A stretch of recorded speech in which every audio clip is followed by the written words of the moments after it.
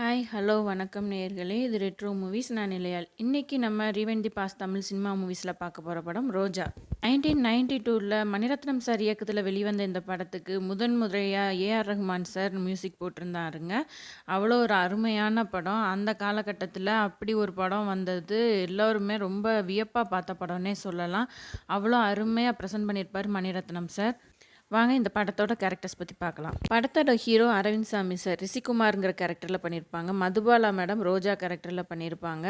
Nassar sir வந்து army மேனாக ராயப்பாங்கிற character பண்ணியிருப்பார். Janagaraj sir வந்து சச்சு மகராஜுங்கிற கேரக்டர் பண்ணியிருப்பார். வைஷ்ணவி வந்து நம்ம மதுபாலாவோட அக்காவா செண்பகம்ங்கிற கேரக்டர் பண்ணியிருப்பாங்க. பஞ்சத் கபூர்ங்கிற ஒரு தீவிரவாத தலைவராக பண்ணியிருப்பார். சிவத்ரிந்தானி வந்து வாஷிம் கானா பண்ணியிருப்பார். சுஜிதா வந்து ஒரு குட்டி பொண்ணாக நடிச்சிருப்பாங்க. சத்யபிரியா வந்து ரிஷிகுமாரோட அம்மாவாக நடிச்சிருப்பாங்க. இப்போ வாங்க நம்ம இந்த படத்தோட கதை சுருக்கத்தை பார்க்கலாம். படம் ஆரம்பிக்கும் போதே தீவிரவாதிகளை ஆர்மி மேன் பிடிக்கிற மாதிரி காமிப்பாங்க. வாசிம் கான்கிற தீவிரவாத தலைவரை அரெஸ்ட் பண்ணிடுவாங்க.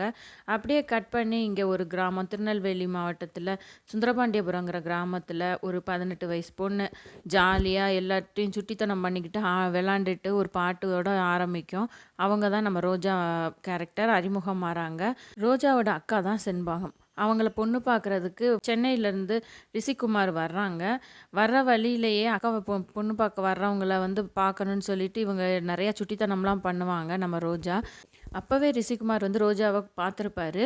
இப்போ வீட்டுக்கு வந்ததுமே செண்பகமையும் ரிஷிகுமாரையும் தனியாக பேச வைப்பாங்க. அப்போ செண்பகம் வந்து தன்னோட மாமாவை விரும்புகிறதாகவும் இந்த கல்யாணம் வேண்டான்னு சொல்லிடுங்கன்னு சொல்லி அவர்கிட்ட கெஞ்சுவாங்க.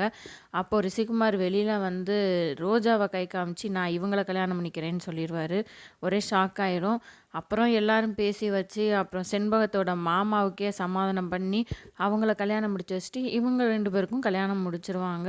இப்போ ரோஜா வந்து மனசே கேட்காம ரொம்ப கோவப்பட்டு தான் கல்யாணம் முடித்து அவங்க ஊருக்கு போகிறாங்க சென்னைக்கு. ரிஷி கூட பேசாமே இருக்காங்க ரோஜா. ஏன்னா அவங்க அக்காவோட வாழ்க்கையை தான் வாழ்கிற மாதிரி அவங்க ஒரு ஃபீல் பண்ணிக்கிறாங்க.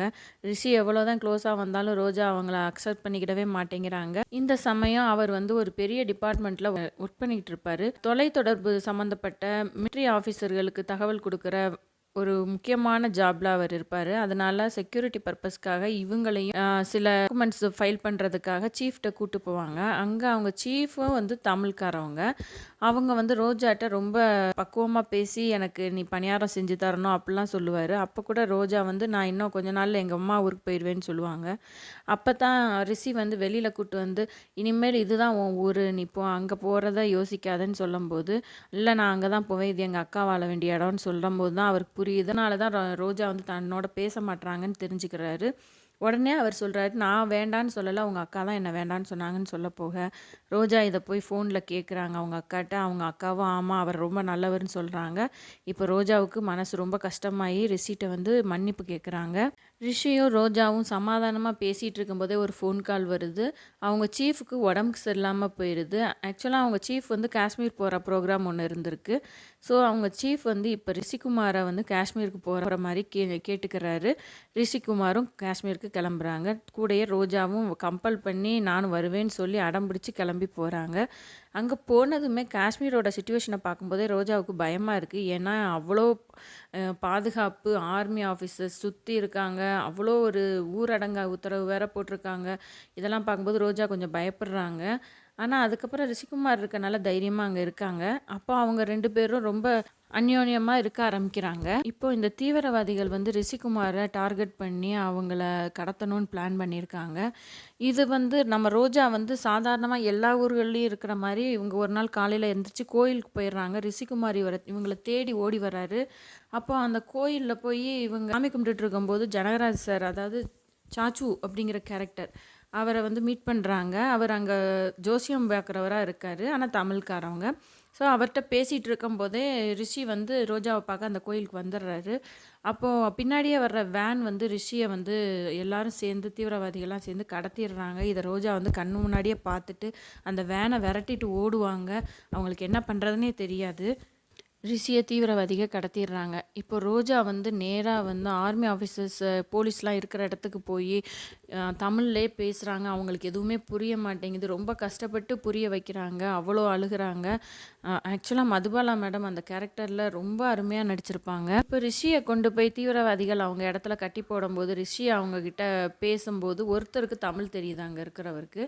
அவங்க வந்து சொல்கிறாங்க, வாசிம் கானை விடுதலை பண்ணால் தான் உன்னை விடுதலை பண்ணுவோன்னு சொல்லிடுறாங்க. இதுதான் அவங்களோட குறிக்கோளாகவும் இருக்குது.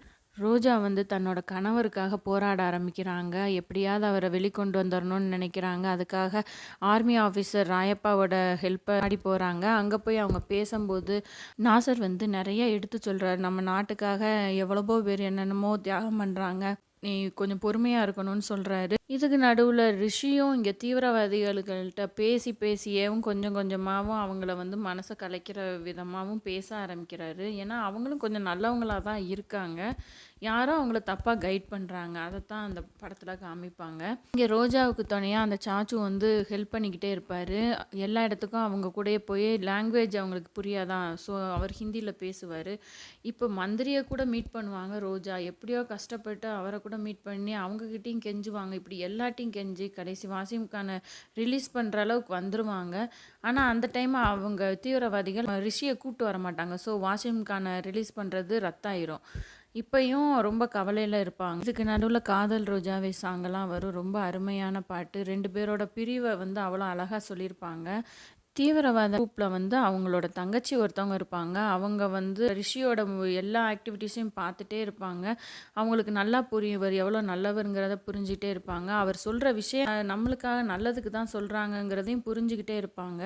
இதை வந்து அந்த தீவிரவாத அமைப்பு தலைவர் வந்து அதை அக்செப்ட் பண்ணுவார். ஆனால் அவருக்கு மனசு ஏற்றுக்கிடாது. ஏன்னா அவங்க மனசு அளவில் எல்லாத்தையும் எல்லாத்துக்காகவும் விட்டுறணுங்கிற மாதிரியே இருப்பாங்க. ஒரு சமயம் அவங்க தம்பிகளையவும் இதுக்கு பார்டரை தாண்டி அனுப்பும்போது அங்கே சுட்டு கொன்றுவாங்க. அது வந்து ஆக்சுவலாக இவங்கள வழி நடத்துகிறவங்களே சுட்டு கொன்றுவாங்க அவங்க மாட்டிராமல் இருக்கிறதுக்காக. அப்போ தான் இவங்களுக்கு புரியுது நம்ம யாருக்காக வேலை பார்க்குறோமோ அவங்க நம்மளை அழிக்கிறாங்களேன்னு சொல்லி வருத்தப்படுறாரு. இப்போது கடைசியாக நம்ம ரிஷிகுமாரை வந்து அவங்க அந்த தீவிரவாத தலைவனோட தங்கச்சி வந்து தப்பிக்க விட்டுறாங்க. இப்போ எல்லாரும் ஓடி போய் அவரை பிடிக்க போகும்போது ரிஷியும் உளுந்து பிறண்டு ஓடுவார். ரொம்ப இடம் தாண்டி ஓடி போய் கடைசி ஆர்மி மேன்லாம் இருக்கிற இடத்துக்கே போயிடுவார். எல்லாரும் வந்துடுவாங்க. அப்போ தீவிரவாதி தலைவர் வந்து பக்கத்தில் கன்னோட நிற்பான். அப்போ வந்து அவரே சொல்லுவார், நீ வந்து ஒரு தீவிரவாதியை மனுஷனாக மாற்றிட்ட அப்படின்னு சொல்லிட்டு ரிஷிகுமாரை விடுதலை பண்ணிடுவார். இப்போ ரிஷிகுமார் ரோஜாவும் அவ்வளோ சந்தோஷமாக ஒன்று சேருவாங்க. அந்த சீன்லாம் ரொம்ப அருமையாக மணிரத்னம் சார் எடுத்திருப்பாங்க. இது வந்து ஒரு தீவிரவாத படங்கிறனால நம்மளால் ரொம்ப எலாபரேட் பண்ணி சொல்ல முடியல. அதை பார்க்கும்போது தான் அதில் வர்ற அந்த உணர்ச்சிபூர்வமான இதெல்லாம் நம்மளுக்கு புரியும். படம் முதல்ல இருந்து கடைசி வரைக்கும் அப்படியே ஒரு விறுவிறுப்பாகவே போகுங்க. அவ்வளோ அருமையாக எடுத்திருப்பாங்க படம். அவ்வளோ அருமையாக எல்லாமேவும் கதையோட ஒவ்வொரு ஒவ்வொரு சீன் அவ்வளோ ஒரு விறுவிறுப்பாக கொண்டு போயிருப்பாங்க. கடைசி நம்மளுக்கே கண்லேருந்து கண்ணீர் வந்துடும். அவங்க 2 பேரும் ஒன்று சேரும்போது ரோஜாவும் ரிஷிகுமாரும் அப்படியே இந்த படத்தை சந்தோஷமாக முடிச்சிருப்பாங்க.